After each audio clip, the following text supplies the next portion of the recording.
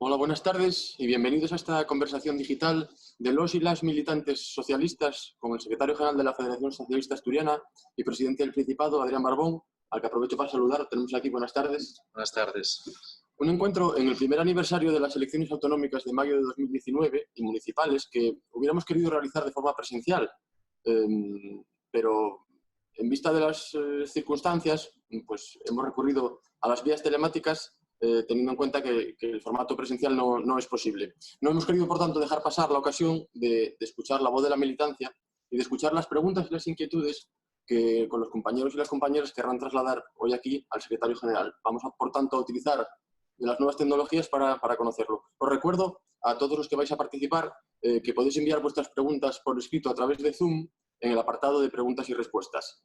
Y mientras empezamos a recibir las preguntas de los militantes, quisiera hacerle unas primeras preguntas al secretario general.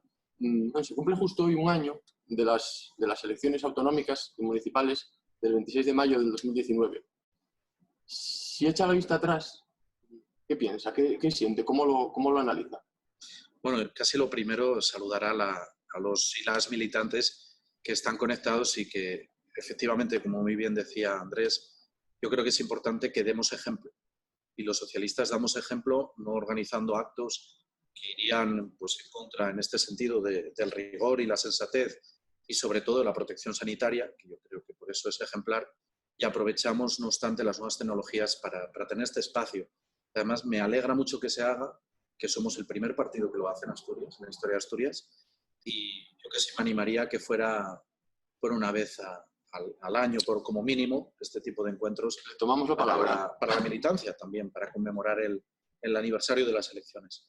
Si echo la vista atrás, ¿qué pienso de este año, del año que hemos pasado? Me preguntabas.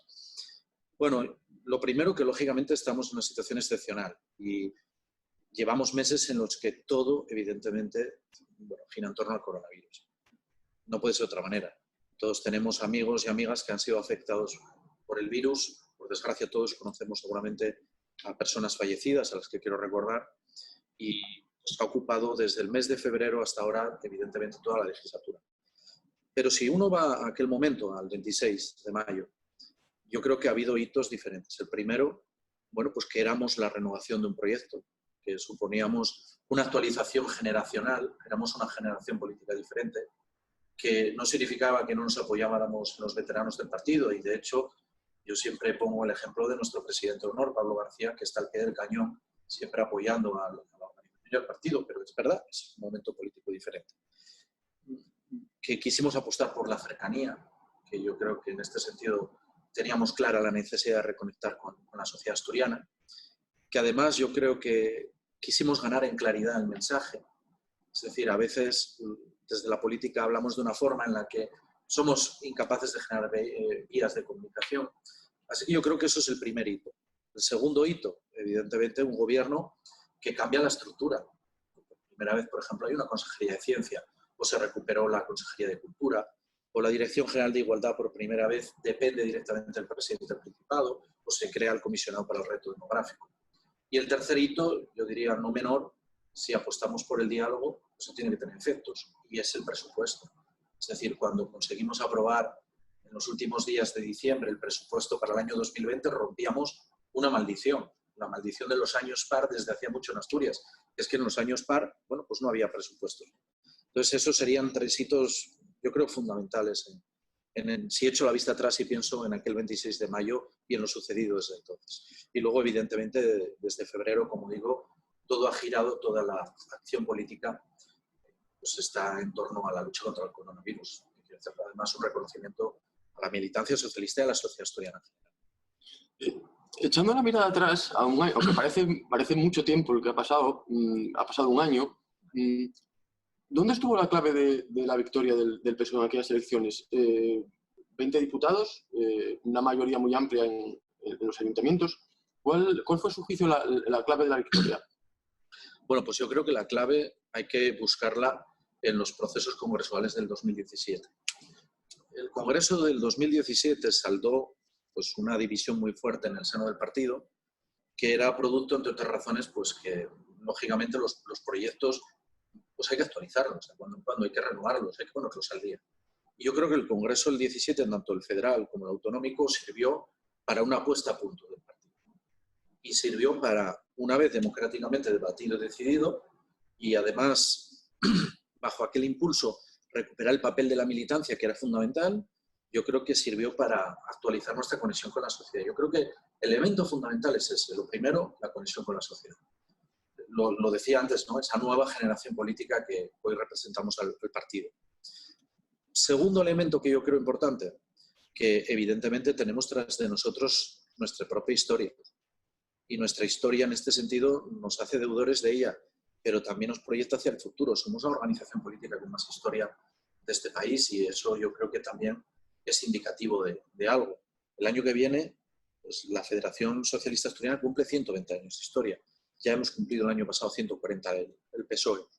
Y en tercer lugar, pues que hicimos un programa que intentaba apelar al orgullo de ser asturianos y asturianas, el orgullo de pertenencia, a la recuperación de nuestro propio orgullo de asturianía, apelando a ese deseo de construir la mejor Asturias, que es más nuestro lema, pero al mismo tiempo con un programa muy realista. Porque sabíamos que nosotros éramos el único de los partidos que competían en aquel momento que realmente aspiraban a gobernar. Otros estaban en otras cuestiones, solucionando cuitas internas. Nosotros no. Nosotros fuimos unidos, fuimos con una candidatura plural que representaba al conjunto del partido, con un programa serio y sensato, pero al mismo tiempo apelando a ese orgullo. Y yo creo que supimos conectar en este sentido con la sociedad asturiana. Ha sido un año marcado, lo acaba de comentar ahora, por la crisis del coronavirus. ¿Qué balance general hace del tiempo que ha pasado desde el 26 de mayo del año pasado hasta este? Sí, bueno, al principio nosotros, como decía, fue el cambio primero de la estructura de gobierno. En realidad, aunque ahora estamos revisando desde el 26 de mayo, hay que recordar que yo no tomo posesión hasta el 20 de julio y el gobierno no toma posesión hasta el 25 de julio. Pero es verdad, fue el cambio de la estructura del gobierno porque era la respuesta lógica a nuestro programa de gobierno con el que nos habíamos presentado las elecciones. Y luego, nada más tomar posesión, en el primer aterrizaje es empezar a tejer, bueno, pues los vínculos de diálogo con los partidos. ¿Para qué? Para configurar una legislatura que superara los bloqueos que habían vivido legislaturas pasadas, que era importantísimo. Bueno, pues eso tuvo un resultado que es el de los presupuestos. Pero junto al trabajo que nos llevó meses de construir, de articular lo que era la negociación de los presupuestos, yo creo que hicimos algo importante también, que era en ese sentido apelar a aquel mensaje que siempre decía Pedro de Silva, de no dejarnos ahogar por los vapores de la vieja Asturias, sino ser capaces también de ser audaces, ¿no? Yo lo dije en mi discurso de toma de posesión en la Junta General. Yo pedía que se respetara nuestra audacia, nuestra gana de cambiar. Y lo primero que yo creía que había que cambiar, y creo que hay que cambiar en Asturias, es muchas veces que nos dejamos ahogar por el círculo o esa especie de coro permanente de la decadencia. Somos incapaces de ver lo positivo que hay. En esta crisis del coronavirus hemos visto, por ejemplo, en materia de ciencia e innovación, cómo hay proyectos interesantísimos, cómo hay capital humano interesantísimo. Hay que creer en él, hay que apostar por él. Y yo creo que eso se demostró. Y luego, evidentemente, ya digo que cuando estábamos ejecutando, cuando aprueban los presupuestos, los aprueba para ejecutar, lo que menos se imagina es que en febrero va a cambiar, a finales de febrero va a cambiar todo. Bueno, pues ahora nos estamos centrados de lleno en la crisis sanitaria, que no pasó. Porque a mí me preocupa mucho cuando da la impresión de que esto ya está, que ya la hemos superado y que no hay problema. Y sigue habiendo. La crisis sanitaria, seguimos luchando con ella, pero es que además, acompañando a la crisis sanitaria, hay una crisis social y una crisis económica. Es muy importante tenerlo en cuenta. Nos está empezando a entrar ya preguntas de los militantes. Quería hacerle una última pregunta antes de pasar a ellas, porque en aquella campaña electoral, uno de los discursos que enarboló el PSOE fue el de la importancia de la sanidad. ¿Quién iba a decir entonces que unos meses después la importancia de la sanidad se iba a hacer tan visible como ahora? Entonces, por eso quería preguntarle cómo valora la respuesta del sistema sanitario asturiano en esta crisis y qué se va a hacer para seguir reforzando ese sistema. Pues mire, yo me viene a la memoria mucha gente que, por ejemplo, fueron muy criticados compañeros nuestros de partido cuando se hicieron las obras de Luca, por poner un ejemplo. O cuando se hizo el traslado hacia Luca, bueno, parecía que todo iba a ser una hecatombe diaria. Habló de los presidentes Tiñareces y Javier Fernández, que fueron los que en este sentido les tocó ambas cuestiones. La sanidad asturiana, yo creo que el sistema sanitario asturiano ha respondido de modo ejemplar. Yo no puedo más que estar agradecido al personal sanitario. Por eso a mí, en este sentido, yo creo que la crisis, hemos vuelto todas las miradas hacia el personal sanitario y hacia el sistema sanitario, y en aquellos aplausos a las 8 de la tarde, lo que hacíamos era reconocer sencillamente que sabíamos que la vida de todos nosotros estaba en manos de ellos, porque estaban luchando. Si fuera una batalla, una guerra, y hay gente que no le gustan los términos bélicos, pues si fuera una guerra, ellos estarían en primera línea de batalla. Y lo han hecho de forma ejemplar. Y yo sé que lo reconoce siempre el consejero de salud, y yo lo quiero reconocer también, ¿no?, al personal sanitario. Pero esto me sirve para encadenar, cuando aprobamos los presupuestos, cuando aprobamos aquellos presupuestos por valor de 4.757 millones de euros, que más de 1.800 millones, es decir, casi 40%, 4 de cada 10 euros, van a la sanidad, fuimos criticados, muy criticados, duramente criticados por algunos sectores que entendían que eso era gasto, no inversión. Bueno, pues yo creo que la crisis que estamos viviendo nos sirve a todos para entender que aquellos que creían que apostar por la sanidad o reforzar la sanidad o invertir en sanidad era gastar, ahora ven que no, que es una inversión, y es una inversión en salud, es una inversión en vida. Tenemos preguntas, como le comentaba, sí. de los militantes. Nos pregunta Ana si esperaba que hace un año, en vísperas de aquellas elecciones, se esperaba que el PSOE obtuviera el excelente resultado que obtuvo, los 20 diputados en la Junta General y una amplia mayoría de los ayuntamientos. Si tenía esa expectativa de un resultado tan positivo. No, mentiría si dijera que nosotros nos habíamos puesto de meta los 20 diputados, ni mucho menos. Quiero recordar que la encuesta que más nos daba 16, 17 diputados. Todas las encuestas que se publicaron en aquellas fechas nos daban 16, 17 diputados, que ya era un avance de los 14 que teníamos. No. El resultado fue extraordinario. Y en este sentido yo nunca dejaré de dar las gracias en nombre del partido o de la Federación Socialista Asturiana al pueblo asturiano, ¿no? Porque, bueno, pues fue una confianza y un aval y una fortaleza que es la primera vez en la historia democrática en la que el PSOE duplicó al segundo partido. La primera vez. De hecho, por eso tenemos los 2 senadores por designación autonómica. Eso no había pasado nunca. Y además que en una situación de pluralidad que nunca hubo tantos grupos parlamentarios como hay ahora. Hay 7 partidos con representación. Así que, con total sinceridad, no era ni mucho menos lo esperado. Fue un resultado mucho mejor del esperado en aquel momento.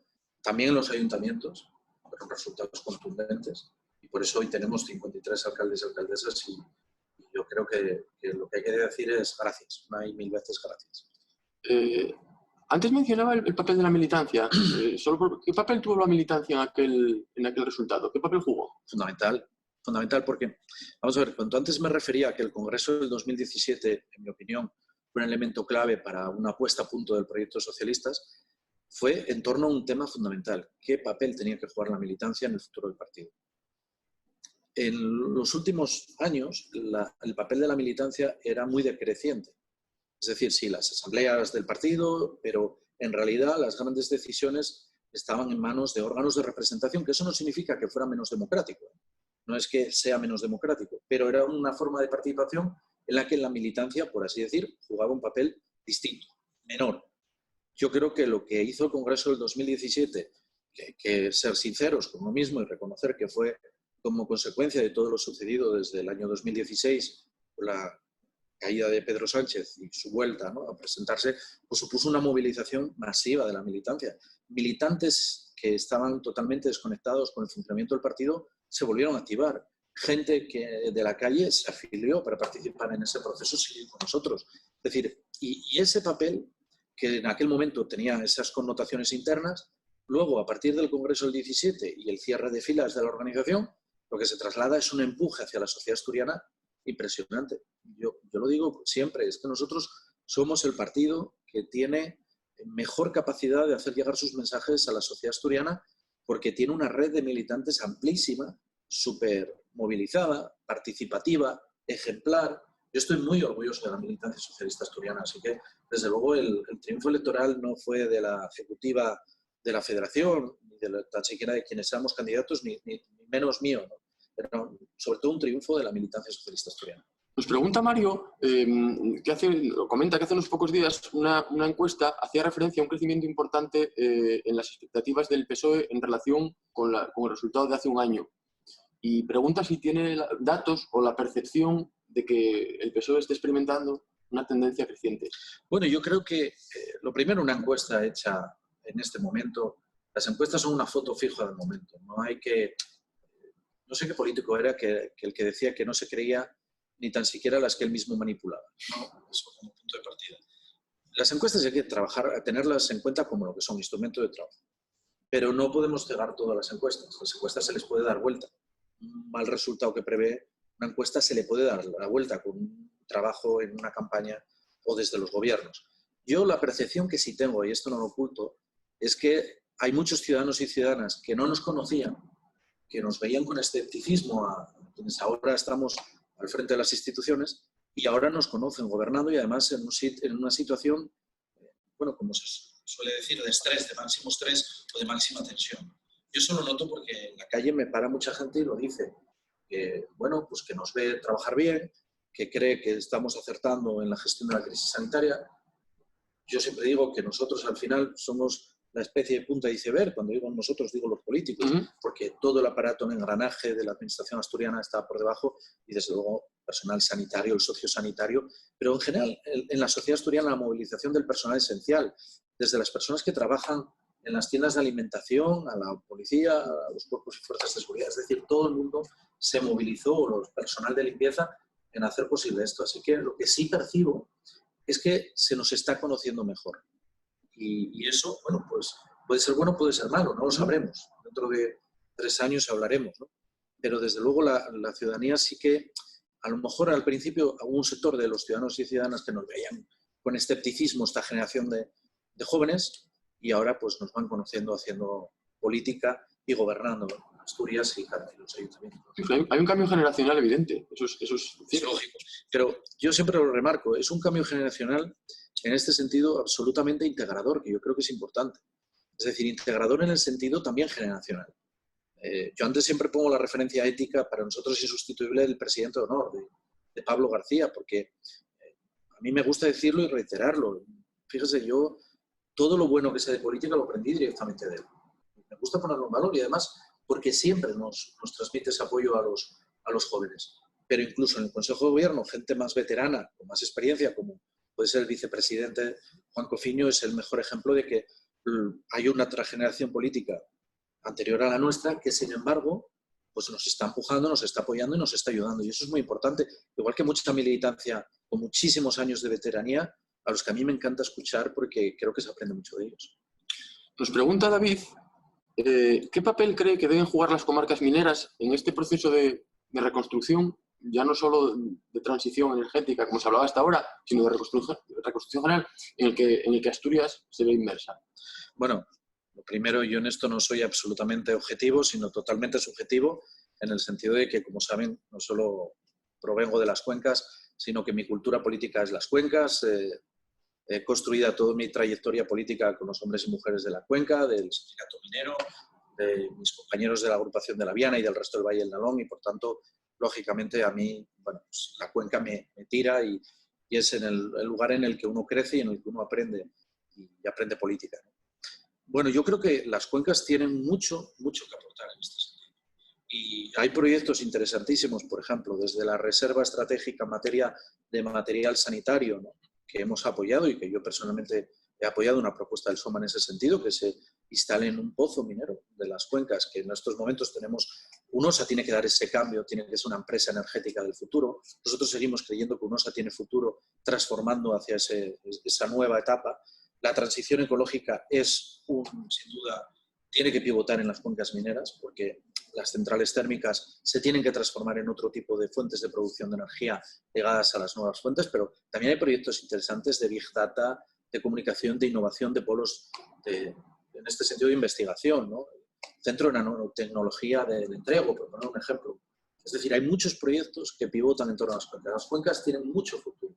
Y además, en un contexto en el que yo creo que va a salir reforzado la vida en otro tipo de entornos como consecuencia del coronavirus, es decir, la gente está cambiando, está ampliando el foco en cuanto a la vida urbana, porque nos hemos dado cuenta de que cuanto más acumulación de personas, bueno, pues puede ser peor en determinadas circunstancias.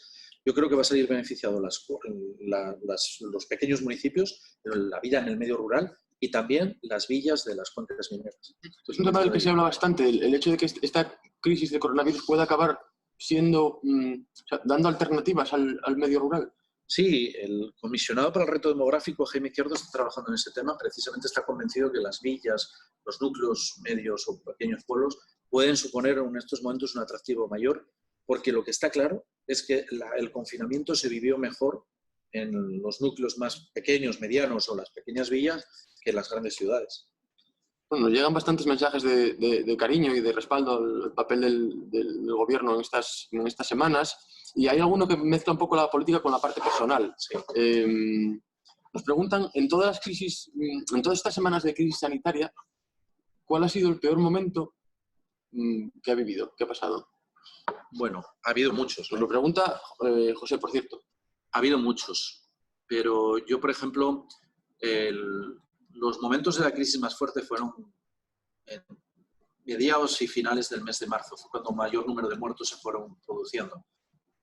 Cada día, el peor momento para mí, y lo digo con total sinceridad, era cuando llegaba a las 8 de la tarde, yo salía a aplaudir a la puerta de presidencia, porque sabéis que me estuve quedando, y me sigo quedando todavía a día de hoy, en el apartamento presidencial, en la sede del presidencial principal, porque quería estar al pie del cañón, y luego subí al despacho a esperar que el consejero de salud me enviara los datos del día. Ese momento era el momento más duro, porque era el momento en el que me obsesionaba pensando en las personas fallecidas. Además, siempre me gustaba preguntar datos sobre ellos. Es decir, que no fueran números. A mí me gusta personificar, poner cara y rostro a las personas, ¿no? He visto que incluso que algunos medios de comunicación han hecho cosas muy guapas en ese sentido. Recuerdo a los fallecidos de coronavirus, y está muy bien porque no son números, son personas. Así que ese era el momento, los momentos más difíciles eran esos. Casi diría durante toda la etapa. Ahora es verdad que ya no hay esa presión. Yo me acuerdo, por ejemplo, cuando fallecieron 13. Pero es que me acuerdo perfectamente del primer fallecido que hubo, que fue el 12 de marzo, que además lo recuerdo, era un docente de la Fundación Masabeu. Es decir, me quedan grabados determinados datos. Esos eran los momentos más duros. Nos preguntan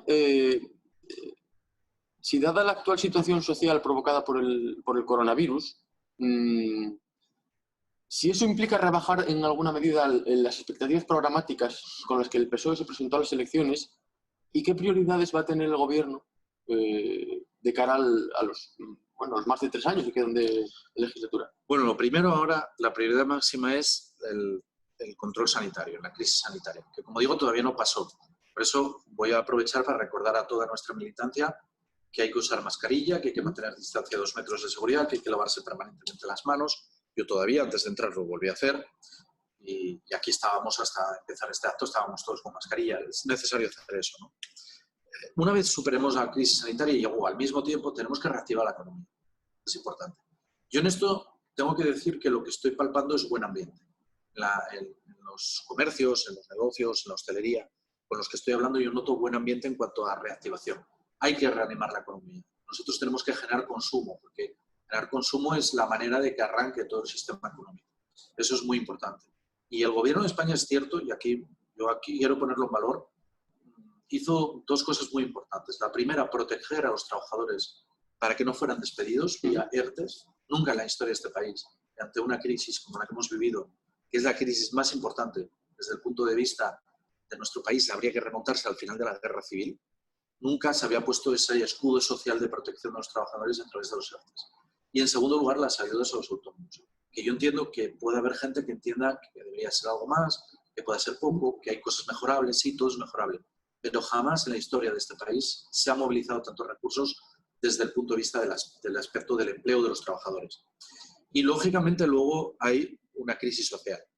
Y aquí yo tengo que decir que el anuncio del Gobierno de España del ingreso mínimo vital me parece una noticia excepcionalmente buena.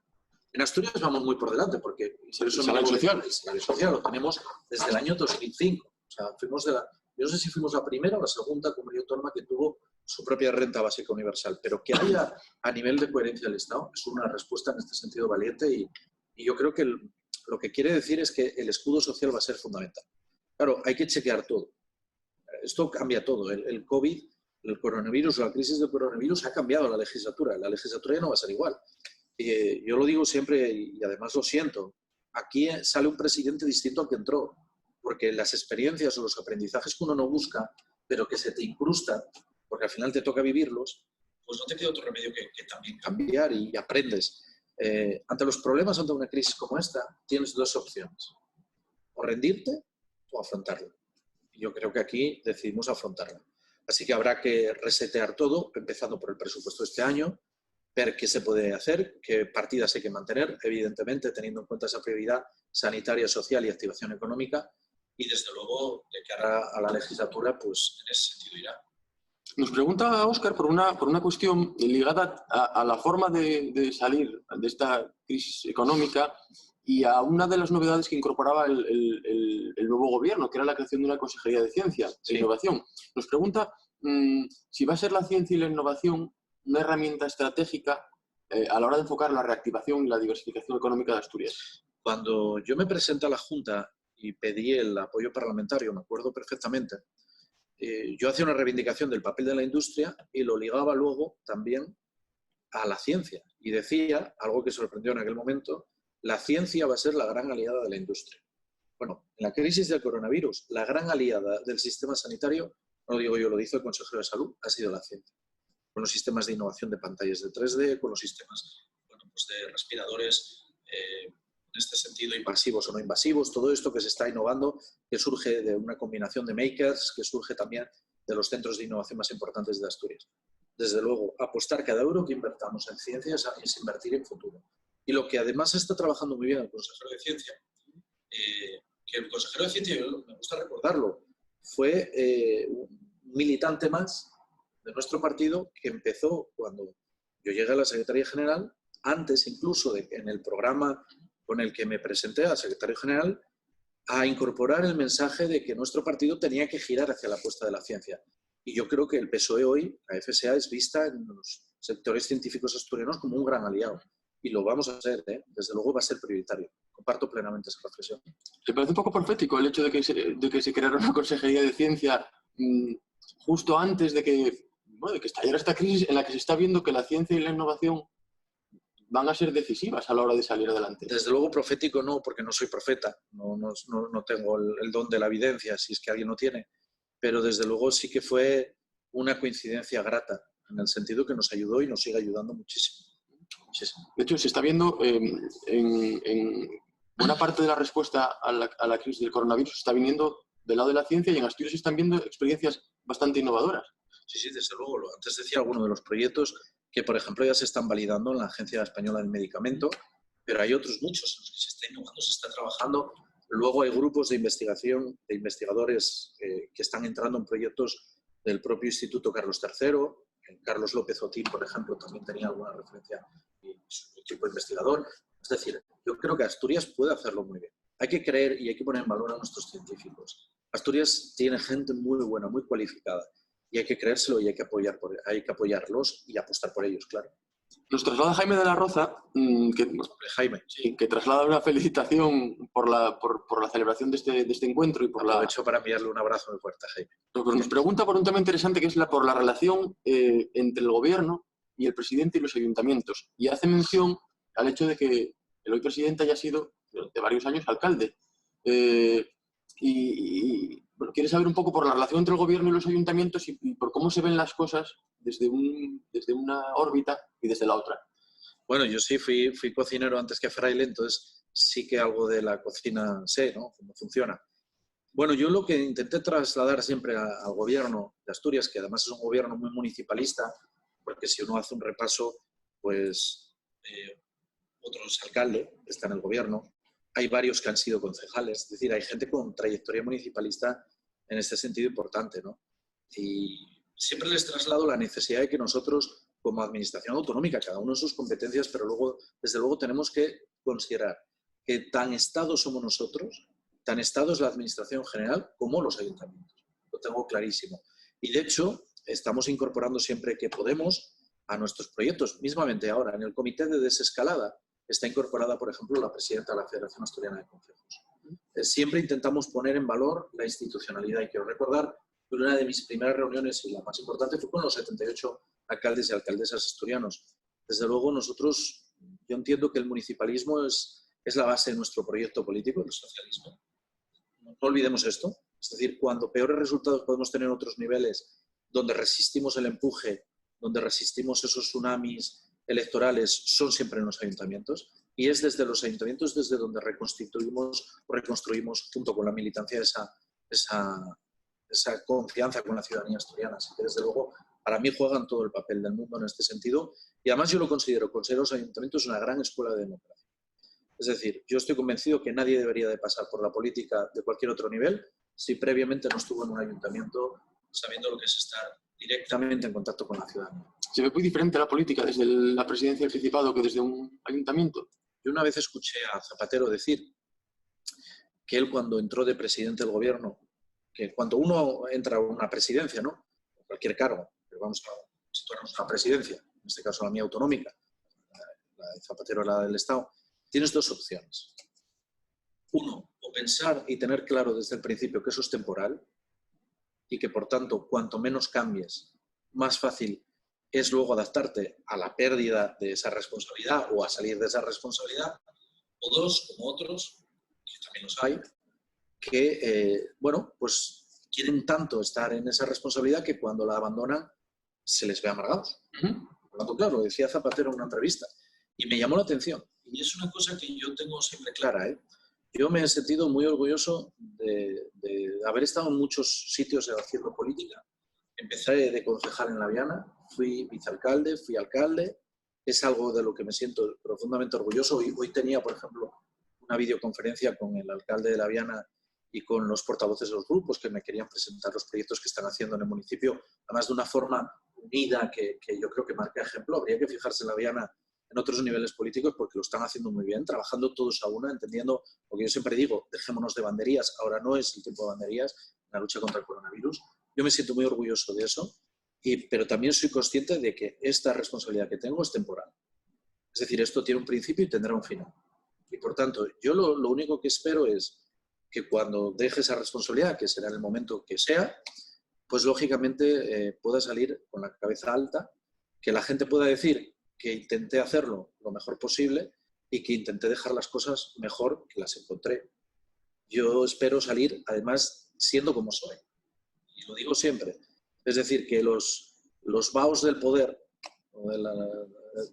los oropeles del poder, ¿no?, que decía Zapatero, no te confundan, no te hagan entender que estás perdiendo esa relación. Y por eso, una de las primeras decisiones que tomé, pese a que más cómodo seguramente para mí es estar viviendo en Oviedo, lógicamente porque estás en el apartamento, encima de tu despacho, puedes bajar en cualquier momento, no tienes ningún problema, pero yo tuve bien claro que quería seguir yendo a dormir a Laviana, porque es mi conexión, mi toma de tierra, ¿no? Yo creo que en la política hay que tener tomas de tierra.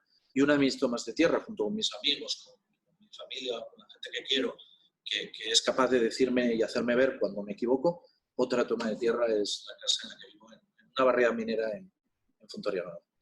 Nos pregunta Marina, que dice que nos escribe desde Ribadedeva y que está con sus padres, dice muy orgullosos. Que feliz cumpleaños, por cierto.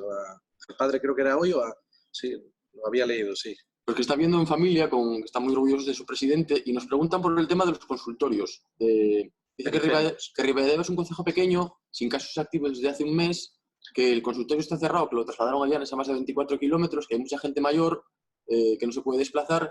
Y nos pregunta si en la fase 3 se van a poder abrir los consultorios rurales porque es muy necesario. Tenemos un plan de ir abriendo los consultorios periféricos, porque es verdad, soy consciente de eso.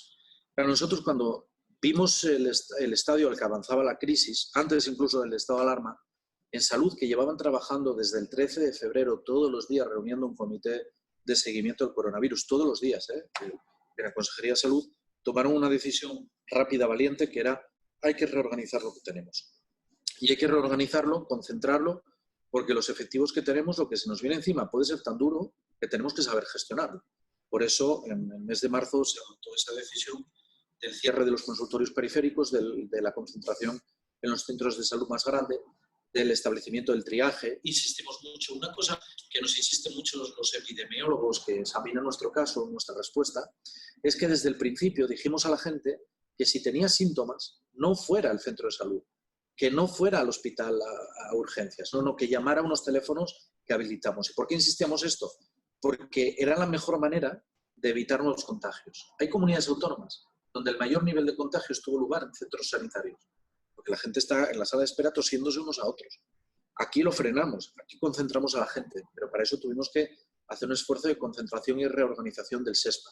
Son cierres temporales y yo espero que pues, a medida que vaya avanzando el plan de desescalada iremos abriendo los consultorios poco a poco y intentando restaurar no la normalidad, porque la normalidad no va a volver hasta que tengamos vacuna o tratamiento efectivo, pero tendremos que acostumbrarnos a que haya circuito COVID y no COVID. Es decir, cualquier otra enfermedad o posible COVID. De hecho, el modelo sanitario asturiano y la respuesta que ha dado a la crisis del coronavirus está siendo puesta como ejemplo en España, en muchos ámbitos, sobre cómo gestionar una situación como esta. Por ejemplo, nos criticó un partido determinado, nos criticó por haber hecho la inversión de Luis Adaro y que no haya sido necesario abrirlo. Y sin embargo, los grandes epidemiólogos con los que hablamos a nivel nacional e internacional, los que nos dicen es que hemos sido muy eficaces en ese sentido, porque no esperamos al colapso, como pasó en otras comunidades del sistema sanitario, para abrir un recinto necesario de respuesta extraordinaria, que va a ser nuestra reserva estratégica por si hay rebrotes, por tenerlo todo preparado. Yo no me arrepiento ni un segundo en haber invertido todo lo necesario en tener, por ejemplo, ese recinto. Es una de los centros de triaje, el hospital militar de campaña en los sótanos de Luca, que yo lo estuve visitando y que ahora permite pues, hacer tomas auto-COVID, o el centro de triaje en San Agustín o en Cabueñes. Es decir, fuimos tomando decisiones que en otros sitios se adoptaron cuando ya los hospitales están absolutamente desbordados. Aquí no. Aquí creo que en ese sentido la respuesta fue de anticipación. Bueno, nos están llegando muchas preguntas. Tenemos más de 250 militantes conectados ahora mismo. Un abrazo a todos los compañeros y compañeras. Y uno de ellos, Diego, nos pregunta por cómo afecta el coronavirus al sector de la cultura. Bueno, no por cómo afecta, sino por cómo el gobierno o qué medidas tiene el gobierno preparadas en apoyo de los creadores, de los espacios culturales, de las librerías, galerías de arte, incluso bares donde hay actividades culturales. ¿Qué respuesta va a dar el gobierno asturiano al problema que tiene el sector de la cultura? El sector cultural generalmente es un sector muy maltratado, generalmente en la acción de los gobiernos. Entre otras razones, porque yo siempre lo digo, es un sector en el que parece que cualquier inversión, bueno, pues no tiene repercusión desde el punto de vista mayoritario social, y es un error, porque estoy convencido que la gente valora muchísimo la apuesta por la cultura. La creación de la Consejería de Cultura, que en su momento se me criticó, bueno, yo quiero recordar que es precisamente el visualizar la importancia de la cultura. Saben que hemos lanzado una línea de ayudas solo para el sector cultural, en este sentido que anunció la consejera Berta Piñán, y desde luego yo soy consciente de una cosa, que tenemos un problema, porque el sector cultural fue el primero en parar y posiblemente vuelva a ser el último en reactivar. Es verdad que hicimos algunas gestiones, por ejemplo, había librerías que en Asturias resulta que había una duda de si porque superaran 400 metros cuadrados podían abrir o no. Alguna, incluso yo lo vi por las redes sociales y los puse en contacto con delegación de gobierno y eso permitió que abrieran antes. Yo creo que hay que apoyar al sector cultural, hay que apoyar a los creadores. Y desde luego el gobierno de Asturias está trabajando, la consejera en ello, lo tiene clarísimo, es una mujer, no hace falta que diga en este sentido, muy ligada al mundo cultural porque lo lleva en la sangre, es algo de lo que ella siempre hace gala y os puedo asegurar en este sentido a las personas ligadas a la cultura que tienen voz propia en el Consejo de Gobierno, que verdad lo hace, lo reivindica permanentemente y desde luego tenemos que trabajar en ese sentido, pero también nosotros tenemos que consumir cultura. Yo animo ahora que ya empiezan a abrirse las posibilidades de ir a actuaciones, a teatros o a librerías. Tenemos que consumir cultura. Yo la primera semana, bueno, pues encargué bastantes libros. No voy a decir el número para que no parezca un poco osado, pero yo creo que hay que, en ese sentido, intentar consumir, hay que apoyar a la cultura. La cultura siempre, además, ha sido la gran aliada de la libertad. Era Diego Asenjo, por cierto, que nos preguntaba, por concretar un poco... Ya me imaginé. La identidad de quien nos pregunta. Nos pregunta Javier, que traslada un agradecimiento al presidente de la Federación por este acto. Pregunta por cómo espera que afecte esta crisis a la juventud en Asturias, que ya en la crisis del 2008, en cierto modo, fue uno de los segmentos de la población que más sufrió la crisis. ¿Qué temor le preocupa esto y qué puede hacer el gobierno en este sentido también? Bueno, yo dije una cosa se recordará desde el principio, que lo que más me preocupaba era que en esta crisis no perdieran los de siempre. Y cuando me refería a los de siempre, que puede quedar hasta con un tono poético, además, antes cuando hablaba de Diego, pues permítame que ponga en valor sus poemas. Los de siempre también son los jóvenes, ¿no? Porque los jóvenes al final son una generación que parece que queda, como consecuencia de la crisis, muchas veces perdida, y no es justo. Y desde luego a mí me preocupa. Cuando además los jóvenes, y sobre todo en el nuevo terreno de la innovación, de la ciencia, están demostrando su valía. Yo lo que creo es que de esta crisis va a salir una revalorización de, antes que decía el medio rural, la vida rural, creo que va a salir una revalorización también de la actividad ligada a todo lo sociosanitario. Ahí los jóvenes, yo creo que lo vamos a ver en los próximos años en cuanto a la formación, el acceso a la formación va a salir revalorizado y puesto en valor. También los jóvenes científicos. Eso, desde luego, es una de las cuestiones que yo creo que ligado a la juventud, primero vamos a tener en cuenta. Pero, desde luego, cuanto antes activemos la economía y, sobre todo, podamos activar también, hay que tener en cuenta la respuesta a la situación peculiar de cada joven, que no nos quede una generación perdida. Esa es una preocupación que tenemos. Y ya que hablamos de jóvenes, yo quiero hacerles un llamamiento de verdad, de corazón. Los necesitamos en esta fase de desescalada, son fundamentales. A mí me preocupa, ¿no? Porque hay una tendencia natural a criminalizar a los jóvenes. Son los que más incumplen. No, no es así. Pero es verdad que a veces la fuerza, la valentía que tiene un chaval, una chavala, bueno, pues hacen que vean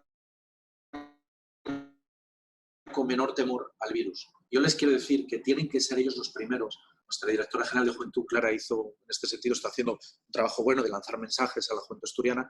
Tienen que ser los primeros de que cuando salgan en pandilla, los hagan pasarlo bien con amigos y amigas, que sean conscientes de que el coronavirus también les afecta a la gente joven y que tienen que dar ejemplo. Yo les pido que esa energía, esa valentía la trasladen a ser los primeros en dar ejemplo al uso de la mascarilla, a la distancia social, que es importante que combinen eso, porque además la gente joven tiene que ser consciente que sin ellos no vamos a conseguir frenar el virus. Es muy importante esto. De hecho, buena parte de sus mensajes en las redes sociales estos días están siendo dirigidos a la gente joven. Sí, porque yo entiendo que pueden pensar, muchos a lo mejor piensan, por los datos, que no se van a contagiar, y no es así. Hay contagios, hay jóvenes que quedan muy afectados, hay jóvenes que han muerto por el coronavirus, pero es que además los jóvenes pueden ser transmisores del virus para la gente que más quieren, para sus padres y sus madres, para sus abuelos.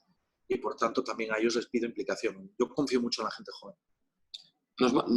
Se nos entrecruzan preguntas con mensajes de agradecimiento.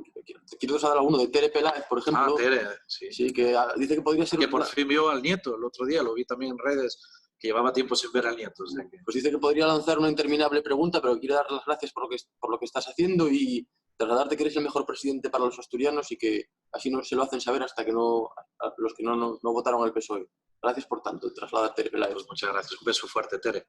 Y Diego Garcés nos pregunta por la situación política general. Una pregunta bastante larga que voy a intentar resumir, pero pregunta por la situación de crispación y de confrontación con un Partido Popular que a nivel nacional dice que está en una maniobra constante de acoso y derribo y que en Asturias, a pesar de ser una de las comunidades autónomas donde mejor se está respondiendo a la crisis, pues se mantiene ese afán de criticar. Y pregunta si el Gobierno o el Grupo Parlamentario Socialista han recibido alguna propuesta o iniciativa constructiva por parte del Grupo Parlamentario Popular en Asturias. Bueno, yo, Diego, lo primero saludar, porque además, aunque sigan muy vinculados a Asturias, anda por el mundo.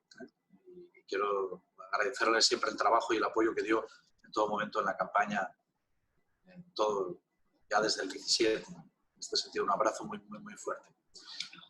Bueno, yo estoy intentando, y creo que además la gente que me conoce sabe que si algo me gusta es el debate, y el cuerpo a cuerpo en el debate en política me apasiona y me gusta mucho. Pero estoy entendiendo, desde el principio he intentado entender, y por tanto aplicarlo en mi acción política, que ahora no es tiempo de debates de confrontación.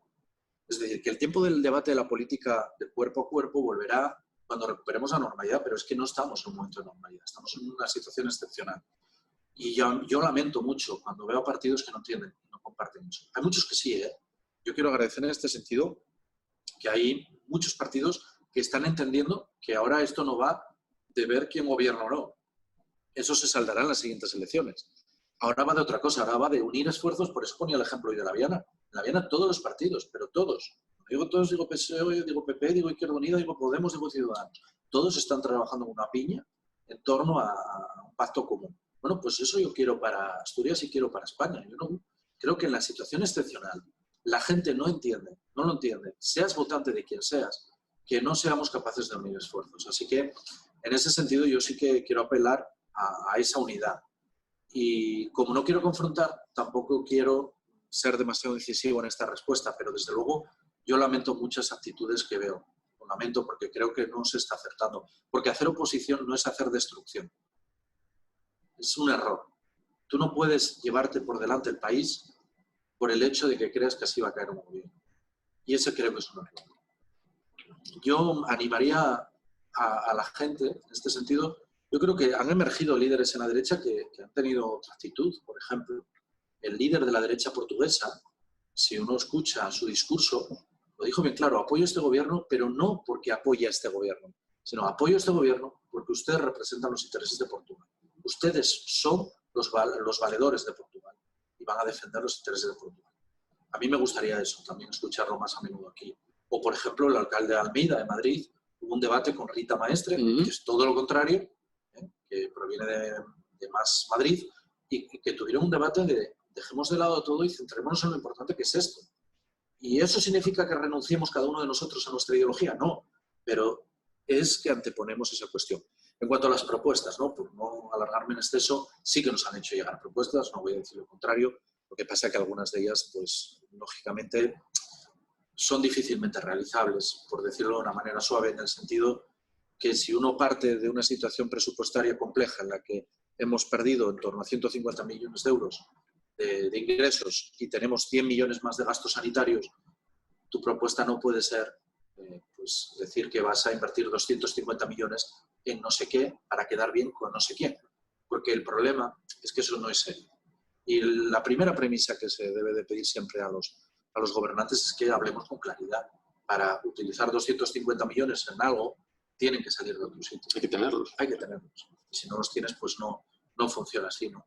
Pero desde luego alguna propuesta ha sido, y yo agradezco siempre las propuestas en positivo de todos los partidos, pero como reflexión general, quien no entienda que en este momento no es tiempo de debate de banderías y de confrontación, sino de diálogo y construcción, es que no ha entendido nada. Oye, pero que lo hicieron nuestros mayores en la transición. Se me voy a preguntar que frecuentemente recuerda los acuerdos de la transición como ejemplo de lo que se podría más o menos alcanzar ahora. Yo tengo una suerte cuando cito al presidente de honor, es que cito y me vienen a la cabeza muchísimas conversaciones con el presidente de honor en la Casa del Pueblo de la Viana, en la que me explicaba y nos explicaba a los jóvenes socialistas cómo había sido dura la transición. Porque claro, la transición fue poner en la misma mesa a personas que habían estado luchando por la libertad, oprimidos por la dictadura, junto a aquellos que provenían de los gobiernos de la dictadura.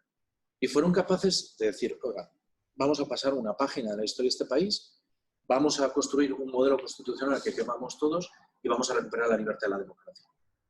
Y eso significa que no había diferencias o no había seguramente enfrentamientos viejos o deudas pendientes. Claro que las había, pero fueron capaces de anteponer por la situación excepcional.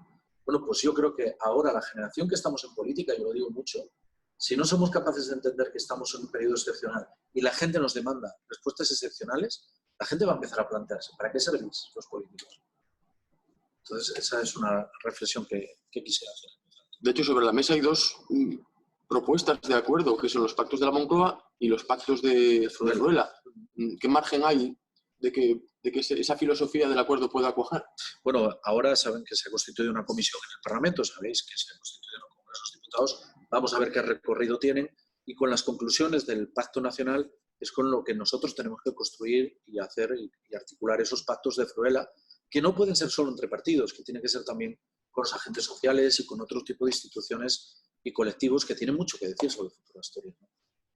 Nos pregunta César, que se refiere a uno de los sectores que más ha sufrido el tema del coronavirus, que es el de los mayores. Sí. Bueno, César traslada su felicitación por la labor del gobierno en este ámbito, pero nos pregunta ¿cuándo podremos ir a visitar a nuestros mayores a las residencias geriátricas, bien sean de Lera o bien sean concertadas? Yo entiendo que hay mucha gente que tiene muchas ganas de ir a ver a los suyos, lo entiendo, y me pongo en su lugar.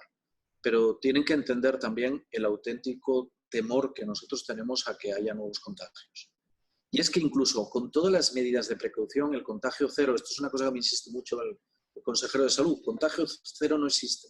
Incluso poniéndonos mascarilla, guardando 2 metros de distancia, lavándonos permanente la mano, un pequeño descuido, hay un vídeo de la región de Veneto En Italia.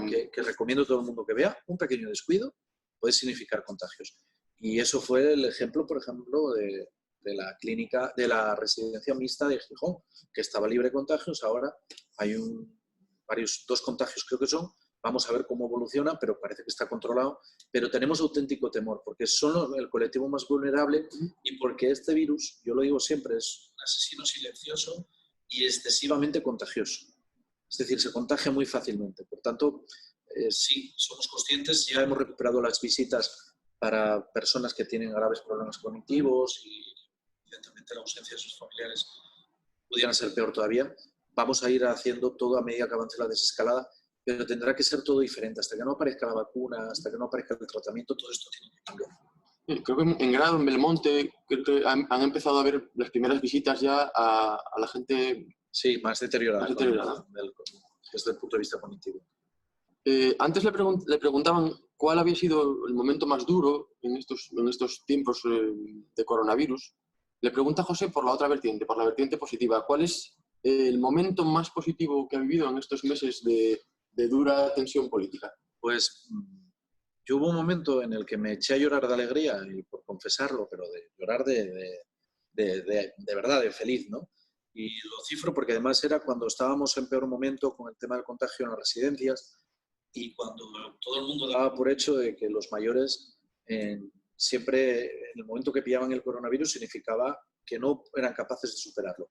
Y me acuerdo perfectamente, fue cuando un mayor residente en Grau, Arcadio, se llama, que tiene 95 años, le dieron el alta y en aquella imagen en la que se lo veía salir todos los sanitarios, el personal sanitario aplaudiendo, yo tengo que reconocer que lloré, pero de alegría. Y posiblemente haya sido, no sé, el día más feliz, ¿no? En cuanto al coronavirus. Y luego, bueno, hay momentos donde cuando hablas con los amigos que te ríes o cuando hablas en alguna videoconferencia con mis sobrinas que están en Málaga, ¿no? Y te explican por qué hay que tener cuidado con el coronavirus, a su manera. Y hay que salir con cuidado porque hay un bicho malo. Estas cosas, ¿no? Bueno, pues hay momentos, evidentemente, que quita la tensión también. Pero el momento más alegre para mí fue eso, porque fue la demostración de que también nuestros mayores salen, ¿no? que vencen al coronavirus. Y además porque en Asturias hay una diferencia que a mí me gusta insistir. Han muerto mayores que vivían en residencias, pero no significa que hayan muerto en las residencias. En Asturias, por tener una edad, no significa que no fueras al hospital. No, no. Siempre que ha sido necesario, nuestros mayores han tenido asistencia hospitalaria, siempre. Y cuando nos hemos movido de las residencias porque el virus afectó a tantos mayores que lo que se optó fue por medicalizar. Creo que tuvimos 6 medicalizadas y 100 intervenidas de las residencias. Entonces, eso es una gran diferencia frente a aquello que estamos viendo en otras comunidades autónomas, que cada día se filtran más informes o decisiones en las que no se dejaba ingresar a mayores. Es decir, se devolvían a los mayores de los hospitales a las residencias porque se entendía que no merecía, o porque el saturamiento que tenían, que no merecía la pena luchar en ese sentido por su vida. Yo de lo que estoy orgulloso es que nadie puede decir en Asturias que no han luchado el personal sanitario con toda su fuerza por salvar la vida de cualquier persona con independencia de la edad que tuviera. Tenemos unas cuantas preguntas de varias personas que nos preguntan, si antes nos hablaban de la ciencia, de la transición energética, hay varios militantes que nos preguntan por el tema de la industria. Y se puede resumir en una pregunta que es ¿cómo va a afrontar el gobierno de Asturias los problemas que afectan a la industria asturiana? Bueno, pues como los estamos afrontando desde el primer día, porque es verdad que desde el primer día es un no parar, se lo digo siempre al consejero de Industria, Enrique, no hay día en ese sentido en el que no tengamos algún tema que afrontar en materia industrial. Lo primero, que nosotros creemos en la industria, creemos que Asturias tiene que ser una comunidad autónoma industrial. También creemos que la industria se tiene que actualizar al siglo XXI. Es decir, no podemos pensar que se va a mantener la industria como era en el siglo XX. Tiene que evolucionar, tiene que cambiar. Pero creemos, lo primero de todo, en una industria. Por eso, por ejemplo, una de las primeras cosas que yo defendí fue el ajuste en frontera. Que el gobierno de España liderara en la Unión Europea la necesidad de un ajuste en frontera para proteger nuestra producción de acero, por ejemplo, ¿no? O el tema del estatuto de la industria electrointensiva, que para nosotros es una demanda, o el tema del precio de la energía, que es otra de las demandas. Es decir, nosotros somos un gobierno muy educación y con mirada muy industrial. Creemos que es una base muy importante para nosotros, que además genera puestos de trabajo de calidad y en este sentido hay que resaltarlo. Y desde luego lo que puedo asegurar es que el Gobierno de Asturias no mira para otro lado nunca en materia industrial, sino todo lo contrario. Lo que estamos haciendo es desarrollar una política que apuesta por estabilizar la industria y por acompañarla junto con la ciencia para que se transforme y vaya emergiendo además la industria del futuro. Porque se habla de un motor de un nuevo paradigma o de un nuevo modelo económico en el que, además del turismo, muy pujante en muchos puntos de España, se supone que la industria debería tener un papel central. Sí, nosotros lo tenemos claro. En ese sentido, creo que lo venimos diciendo y haciendo, además, ¿no? Siempre estamos pues preocupados al pie del cañón y haciendo interlocutores permanentes con el Ministerio de Industria. Yo a Reyes Maroto, la ministra de Industria, siempre la provoco y le digo que la vamos a acabar haciendo ciudadana honoraria de Asturias, porque está muy pendiente de los temas de Asturias y además nosotros no paramos de implicarla siempre que podemos en la situación de la industria asturiana. Nos llegan preguntas al hilo de respuestas de otras preguntas, es una especie de cadena. Nos pregunta Pablo González Alonso desde ayer, nos pregunta por el papel del medio rural y por el papel de las cuencas mineras en el proceso de reconstrucción y recuperación después de la crisis del coronavirus. Bueno, antes ya me refería al tema del protagonismo de las cuencas mineras en este sentido. Pero en el tema del coronavirus, yo creo que el coronavirus lo que nos hace ver es que, lo primero, nos ha hecho, yo creo que es la demostración palpable de la debilidad del ser humano, de la absoluta debilidad del ser humano. Es decir, un virus nos pone en jaque al conjunto de la humanidad, en jaque, literalmente. Y toda nuestra forma de vida se va al traste de un día a otro. Es decir, nos tenemos que confinar porque es nuestra garantía de seguridad para evitar seguir contagiando y que siga habiendo muertos.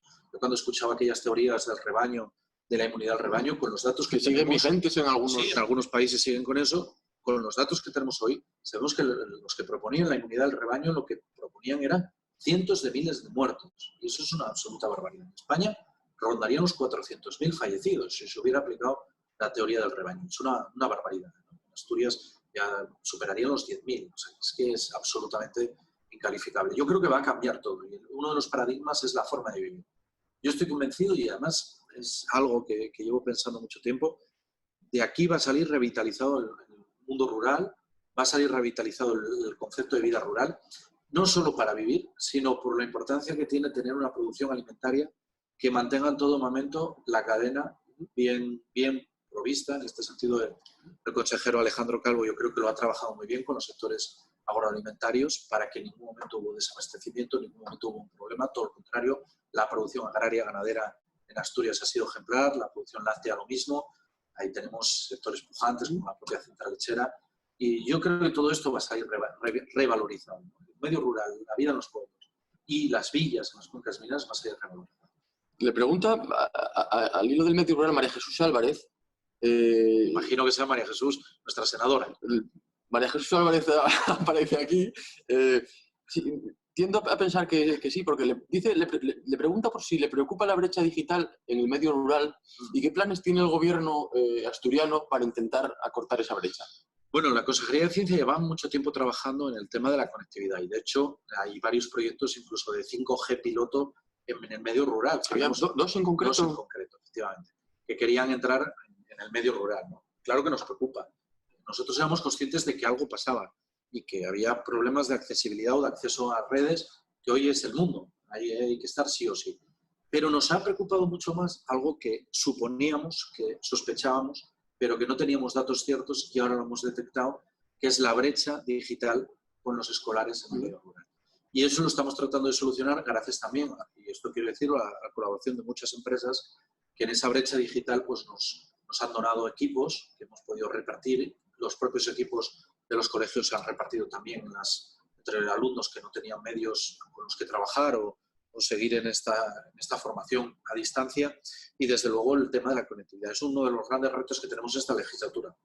En esto la Consejería de Ciencia lo tiene muy claro y además, bueno, pues yo creo que tenemos que dar un paso de gigantes. Así como hemos dado un paso de gigantes, y lo reivindico también en la Consejería de Presidencia, en la propia estrategia digital interna.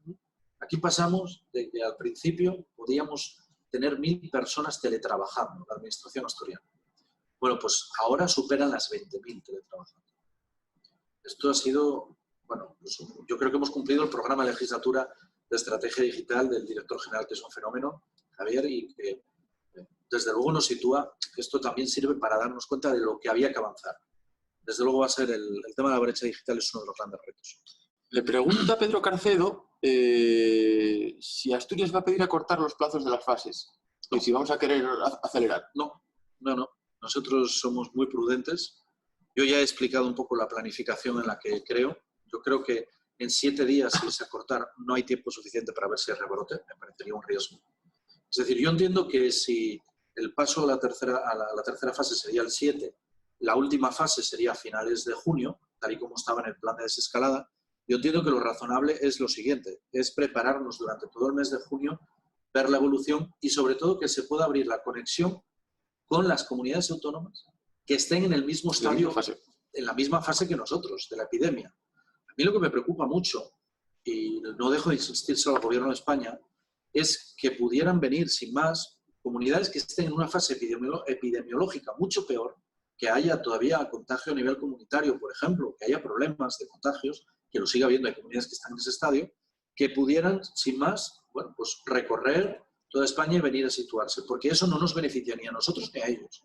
Al final lo que sería, pues, y pasó aquí en el mes de marzo, no lo olvidemos, pasó, es una huida de gente que yo no entiendo, no los estoy criticando, yo puedo ponerme en el lugar de ellos, pero desde luego puede suponer un efecto contagio. Ahora, ¿qué movilidad creo que se puede ir a lo largo del mes de junio rehabilitando? Con las comunidades autónomas que estamos en el mismo estadio.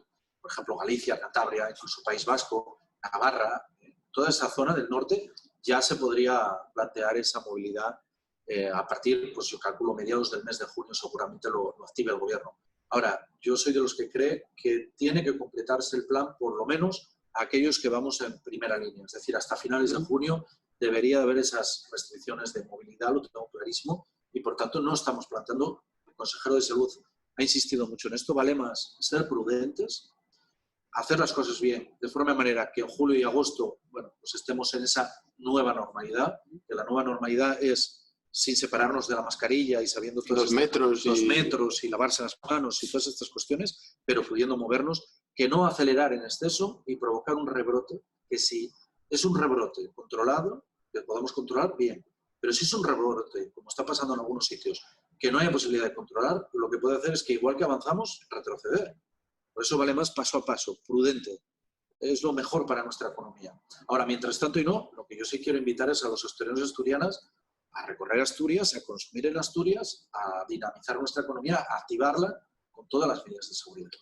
Al hilo de julio y de agosto y del turismo, hay varios compañeros y compañeras que además de trasladar el reconocimiento al Gobierno por su labor, nos trasladan la pregunta de, siendo como es el turismo un elemento muy importante en el PIB asturiano, ¿cómo se va a apoyar el turismo desde el Gobierno asturiano?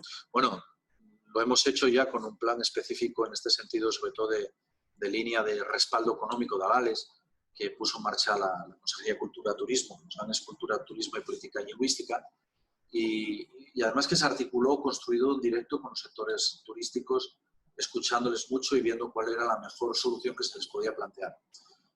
También reorientando nuestras campañas. Nuestra campaña, todo lo que teníamos previsto, lo estamos reorientando. Asturias se va a convertir... Asturias, lo primero, nuestro turismo fundamental es un turismo nacional. Y eso es una ventaja, porque vamos a ver qué pasa con el turismo internacional. Posiblemente este año sea más difícil, pero desde luego el turismo nacional se puede reanimar. Y Asturias es un destino que en este sentido tiene mucho que aportar en julio y agosto, incluso en septiembre. Yo creo que tenemos condiciones de un turismo seguro, igual que somos un paraíso natural, somos el paraíso natural seguro.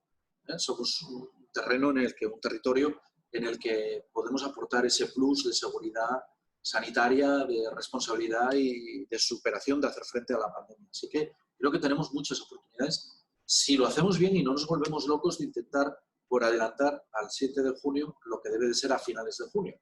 Hay que hacer las cosas bien. Pero tenemos mucho que aportar y se está construyendo una campaña muy potente en ese sentido. Nos llegan preguntas políticas y económicas y algunas un poco también sentimentales, vamos a decirlo así. Nos preguntan, de todos los mensajes de ánimo que ha recibido el presidente y secretario general en estas semanas, si tiene alguno en mente que le haya llegado especialmente al corazón y si puede contarlo. Bueno, antes lo decía, por ejemplo, los mensajes que me envían a veces las sobrinas, ¿no? Que son las más graciosas y porque, bueno, lógicamente, imagínate, con la edad que tienen, pues les cuesta interpretar todo esto y a pesar de que los padres se lo explican y bueno, pues ellos además me llaman Toto, entonces Toto como mensaje de cariño que a mí me encanta porque, además, fíjese, me encanta porque Toto a mí me recuerda automáticamente a Tito y Tito era mi abuelo, entonces, bueno, son cuestiones sentimentales que a mí son mensajes los de Cayetana y Martina que me animan especialmente. Eso es desde luego. Nos pregunta Lorenzo, ¿qué mensaje enviaría el presidente y secretario general a los asturianos y asturianas que por distintas razones han tenido que pasar el confinamiento fuera de Asturias y que están deseando volver a casa y reencontrarse con sus familias y con sus amigos? Yo sé que hay mucha gente que está, por ejemplo, trabajando fuera y tiene su domicilio fuera y no ha podido volver, porque quien tiene su domicilio en Asturias puede volver ya. Quien tiene el domicilio legal en Asturias puede volver porque el estado de alarma lo permite. Yo lo que les pido en este sentido es paciencia. A esos asturianos y asturianas que sé que les tira la tierra, que les tira Asturias, pero les pido paciencia, porque tienen que entender que ahora mismo las limitaciones que tenemos a la movilidad es la mejor garantía de protección para sus seres queridos. Porque hay casos en los que gente que vino de otros sitios pensando que no pasaba nada y lo que hizo fue traer el coronavirus a su familia, por desgracia, consecuencias duras. Conozco casos. Y claro, luego la propia persona que está fuera, a lo mejor a él no le pasa nada o a ella, ¿no? Pero sí a sus familiares y les queda un dolor muy, muy, muy profundo. Entonces, yo me pongo en el lugar de toda esta gente que quiere Asturias, que quiere volver a Asturias, que lo entiendo perfectamente, que tienen que abrazar a los suyos, pero un poco de prudencia, que mantengan en ese sentido, que lo entiendan, que es por precaución hasta que esto esté más estable y podamos todos movernos. Necesitamos ganar tiempo para que eso signifique controlar mejor la epidemia y que haya menos riesgos de rebrote. Yo no sé si era el primer ministro italiano, el Conte o el gobernador de Nueva York, uno de los dos dijo una frase preciosa que era: los abrazos que no nos damos hoy son la garantía de que nos los podremos dar más pronto que tarde. O sea, que piensen en ello. Aprovecho también para saludar a tantos asturianos y asturianas que están en otras partes. Nos pregunta María por el papel que han jugado las mujeres en esta crisis y por la valoración que le merece. Fundamental, lógicamente, fundamental. Y además lo seguimos con preocupación. Todo el tema, por ejemplo, de la violencia machista, que en esta situación de confinamiento se agravó, que se podía agravar. Nosotros intentamos mantener los recursos. Ahí Nuria Varela, nuestra directora general, que es un lujo, directora general, yo creo que lo hizo muy bien en todo momento, incluso reforzando los equipamientos, reforzando todo el sistema de protección, toda la defensa, toda la atención. Eso nos preocupa, pero en general el papel de la mujer ha sido fundamental de la dinamización de su propia familia, porque al final gran parte de los teletrabajos, de la asistencia, de tirar de la familia, de hacer frente a las situaciones, incluso de la educación de sus hijos, ha sido gran parte del papel de la mujer. Y luego han tenido un papel fundamental en todo lo que tiene que ver con el protagonismo sanitario y sociosanitario, que son claves.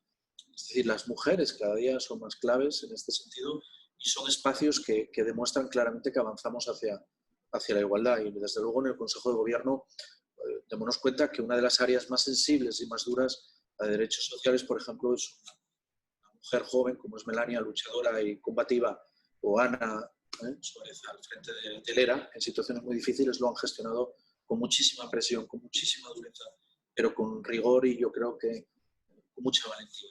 El papel de la mujer ha sido fundamental en este proceso y a mí me preocupa mucho que esta crisis haya supuesto encerrar nuevamente a las mujeres. Eso me preocupa, que haya acrecentado la desigualdad. Y es una de las reflexiones que nos tendremos que hacer, porque no puede ser eso. Nos preguntan también por la vida interna del partido, por el ámbito orgánico, varios compañeros, José, uno de ellos, por ejemplo, y nos inciden sobre todo en dos cuestiones. Primero nos preguntan un poco por la situación interna del partido, tanto aquí como en España, y preguntan también si el partido está evolucionando hacia un modelo de militancia, a lo que se refería antes, que facilite actos de este tipo, por ejemplo, en el que el secretario general interactúa un poco con los militantes. Bueno, nosotros siempre fuimos un partido y además yo creo que desde que yo accedí a la Secretaría General hemos dinamizado mucho el tema de las asambleas abiertas presenciales, pero claro, esto no lo habíamos hecho nunca, igual que no habíamos hecho nunca en la historia de la FSA una ejecutiva telemática, ya la hemos hecho. y vamos a seguir teniendo. Igual que nosotros tenemos una coordinación todos los martes, esto es bueno que la militancia lo sepa, porque para mí el papel del partido es fundamental en la orientación de la acción del gobierno. El partido tiene que ser y estar fuerte, y además es una de las cuestiones que yo más insisto siempre. Todos los martes nos reunimos una serie de personas que representamos al partido, que representamos al gobierno y que representamos o coordinamos todo el esfuerzo común de todos en cada espacio en el que estemos, de forma manera que el partido no pierda protagonismo. El partido ha evolucionado y eso lo estamos haciendo telemáticamente ya desde hace mucho tiempo. Estamos haciendo ejecutivas telemáticas. El otro día tuvimos un Consejo de Política Federal con el secretario general y presidente del gobierno, todos los secretarios generales de España y presidentes autonómicos con él en el partido, también de forma telemática. La Ejecutiva Federal se está reuniendo de forma telemática y este tipo de encuentros de forma telemática, que yo creo que somos el primer partido de Asturias que lo está haciendo y además con un nivel de asistencia altísima, por lo que estamos viendo. Sí, de hecho, le preguntan también en este ámbito, le preguntan que cómo valora la situación un poco del partido interna. Aquí no, en España. Yo creo que el partido salió muy fortalecido de los congresos del 17, pese a que el proceso anterior había sido durísimo. Vamos a ser claros, entre el 15 y el 17 fue un periodo durísimo, que a mí me tocó vivir además en primera persona en el Comité Federal, con lo cual el maldito 1 de octubre lo tengo muy presente todavía, pero igual que fue durísimo aquello, yo creo que hemos reconstruido muy bien la unidad de la organización y de hecho yo creo que el partido hoy está unido en torno pues, a los proyectos, en torno a las personas que lo representan y yo veo un buen clima. La verdad que el otro día, por ejemplo, en el Consejo de Política Federal, todos los secretarios generales apoyaron y mostraron el apoyo al presidente en estos momentos y secretario general, a Pedro. Llevamos más de 1 hora y cuarto, camino de la hora y media ya.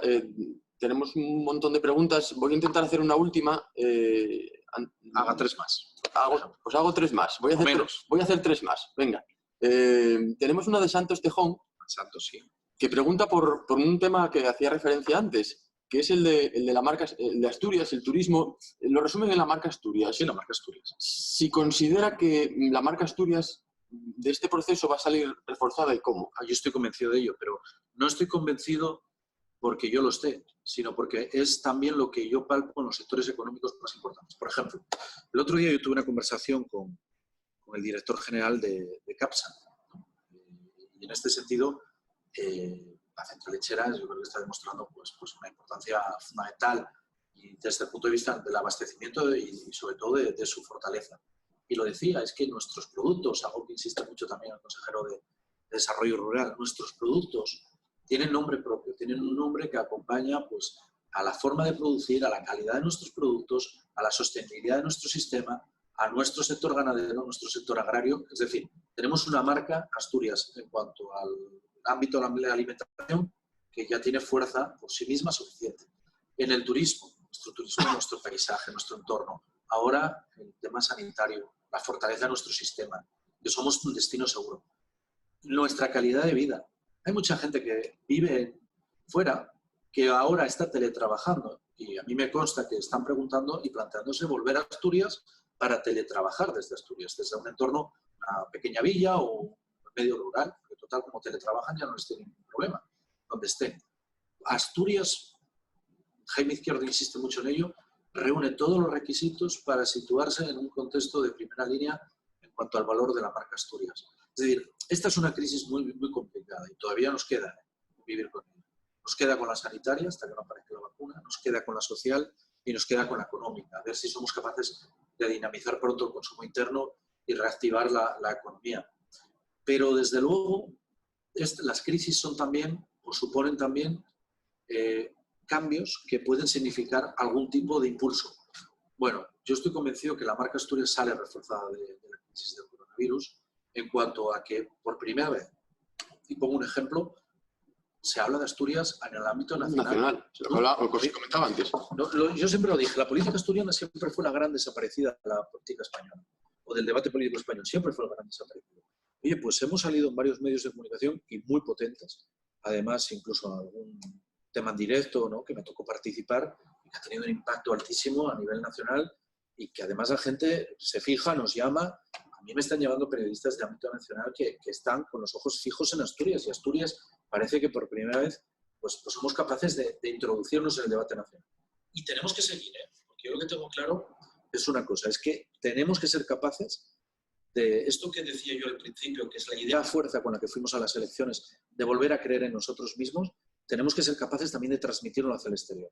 El orgullo de ser asturianos y asturianas y hacia el exterior, de generar atractivo y de fijar mensajes. Asturias tiene que ser más protagonista todavía, más de lo que es ya, que también el protagonismo de asturianos y asturianas, en este caso quiero acordarme de Adriana, principalmente con su gran papel en el Congreso de los Diputados y como vicesecretaria general, pero tenemos que ganar ese impulso y que la marca Asturias suene, que Asturias suene en el ámbito nacional.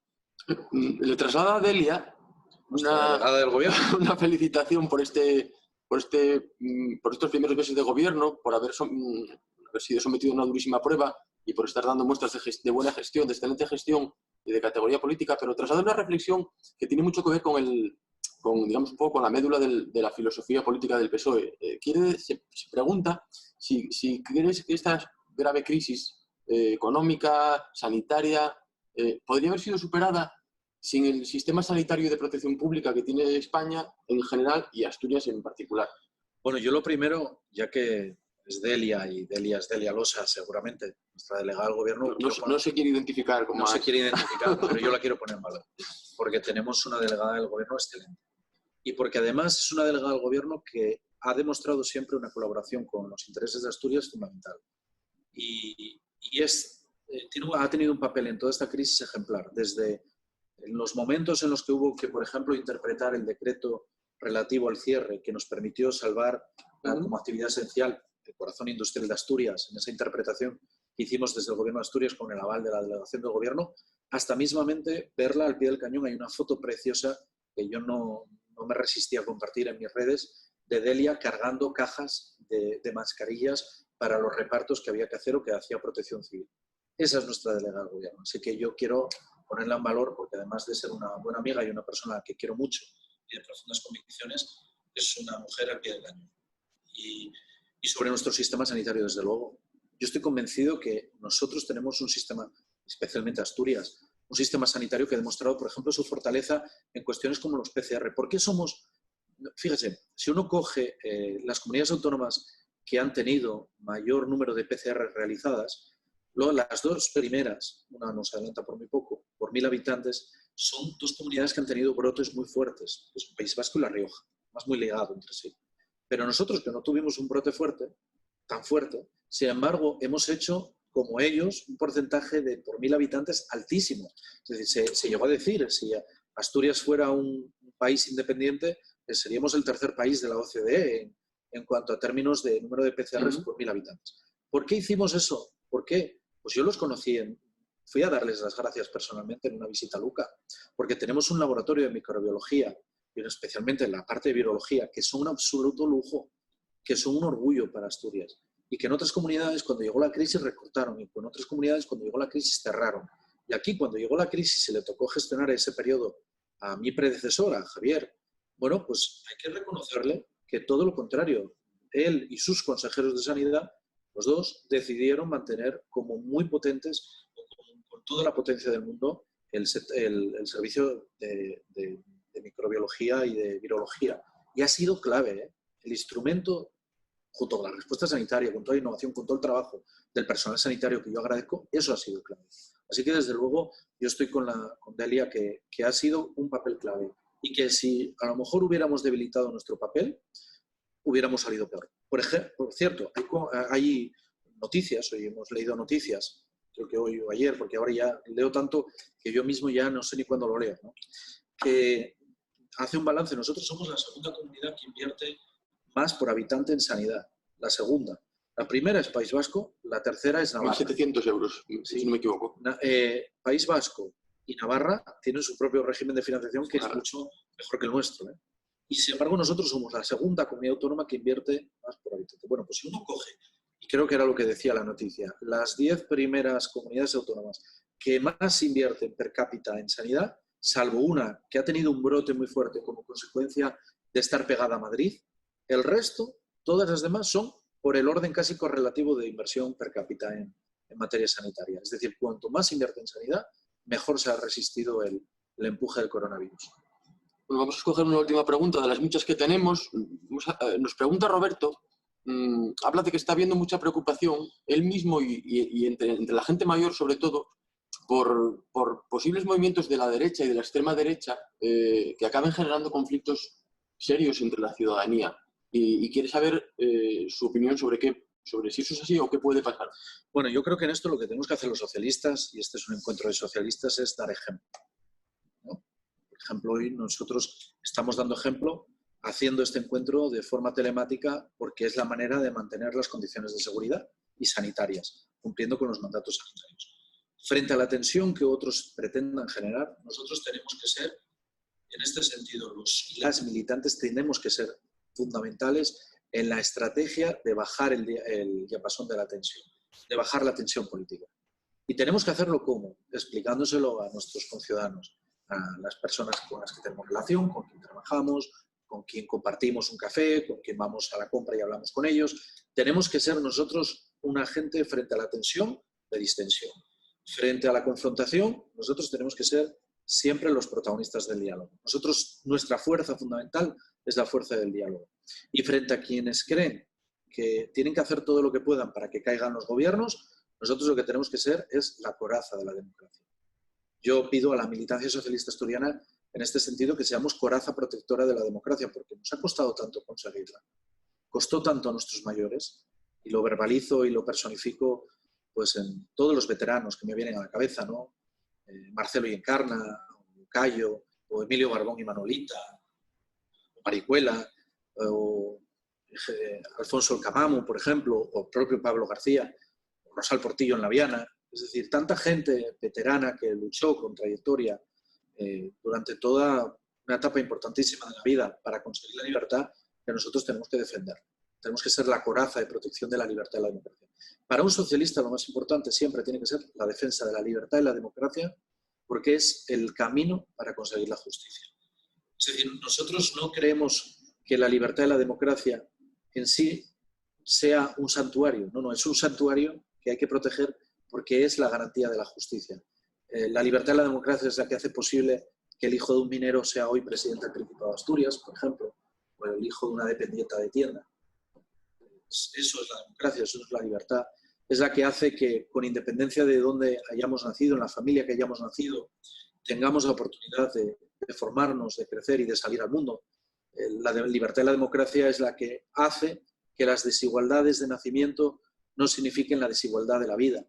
Y es la que hace, por ejemplo, que tengamos un sistema público de sanidad que no pase, como en Estados Unidos, que para que te traten de coronavirus, pues las facturas ascienden en torno a 15.000 o 20.000 euros, por ejemplo. Aquí no. Aquí cualquier persona, da igual los recursos que tenga, nuestro sistema sanitario le protege. El escudo social, que además se está ampliando con el ingreso mínimo vital, le protege. Toda la asistencia a nuestros mayores les protege. Es decir, hay que defender la libertad y la democracia y frente a quien tensiona, nosotros todo lo contrario, distensionar. Frente a quien no quiere dialogar, nosotros más diálogo. Una y otra vez más diálogo. Y es algo que yo creo que tenemos que insistir. Ha sido casi una hora y media, no, sin casi una hora y media de conversación del secretario general y presidente con los militantes, las militantes del PSOE. Hay más de 100 preguntas, con lo cual vamos a tener que repetir el formato, sea presencial, sí, lo haremos. Sea telemático en próximas ediciones. Me gustaría pedirle que terminar esta conversación con un mensaje sí. a los y las militantes del PSOE. Sí, pues yo lo que les quiero dar es, sobre todo, las gracias, ¿no?, a mis compañeros y compañeras de partido, porque en todos estos meses, desde el principio, desde antes del 26 de mayo, desde luego, ¿no?, y hoy conmemoramos el 26 de mayo, pero todos los meses desde que soy presidente del Principado y previamente siendo secretario general, yo siempre he sentido vuestro cariño y eso para mí es muy importante, y el apoyo, y también la crítica, ¿eh? Cuando me habéis hecho aportaciones, críticas, mensajes, Adrián, os estáis equivocando con esto, hay que mejorar esto, hay que insistir más en esto. Eso es muy necesario porque al final sois la toma de tierra de esta organización y sois un papel clave. Pero especialmente estos meses que son tan duros, que os puedo asegurar que cuando llega la noche y me toca quedarme en presidencia del Principado y bueno, pues te asaltan, sobre todo en los momentos más duros, muchos recuerdos y en los que hay momentos en los que te puede, y lo digo sinceramente, incluso la presión de lo que a vivir, pues vuestro trabajo, vuestro compromiso, el cariño que me transmitís, os puedo asegurar que es fundamental. Y que este partido es lo que es, primero por su historia, pero sobre todo por sus militantes, que son los que hacen esa historia. Así que lo único que os puedo decir es que sigáis siendo como sois, sigáis practicando y defendiendo la libertad cada día y sigamos construyendo partido. Porque la Federación Socialista Asturiana sois vosotros y vosotras. Y yo soy uno más. Bueno, pues gracias al secretario general de la FSA y presidente del Principado por estar aquí. Muchas gracias a todos los militantes que habéis participado, que habéis mandado preguntas. Y lo dicho, nos comprometemos a volver, sea en vía telemática, sea en vía presencial, pero a repetir esta fórmula que tan buenos resultados ha dado hoy. Muchas gracias a todos. Gracias.